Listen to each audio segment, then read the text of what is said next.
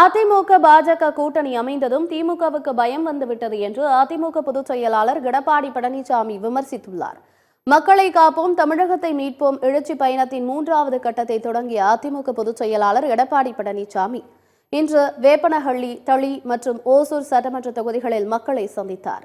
திமுக ஆட்சியை அகற்ற வேண்டும் என்ற ஒற்றை கருத்துடன் பாஜகவுடன் கூட்டணி அமைத்துள்ளோம் என்றும், யாருடன் வேண்டுமானாலும் தாங்கள் கூட்டணி வைப்போம் எனவும் கூறினார்.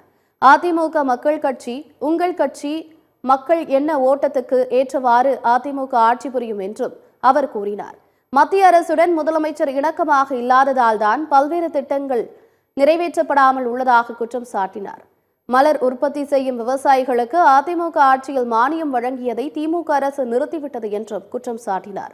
மீண்டும் அதிமுக அரசு அமைந்தவுடன் ஏழை, தாழ்த்தப்பட்டோருக்கு, மலைவாழ் மக்களுக்கு கான்கிரீட் வீடு கட்டி கொடுக்கப்படும் என்று கூறிய எடப்பாடி பழனிசாமி, தீபாவளி பண்டிகையின் போது சேலை வழங்கப்படும் என்று அதிமுக ஆட்சியில் தளி தொகுதிக்கு பல்வேறு திட்டங்களை செயல்படுத்தியதாகவும் குறிப்பிட்டார்.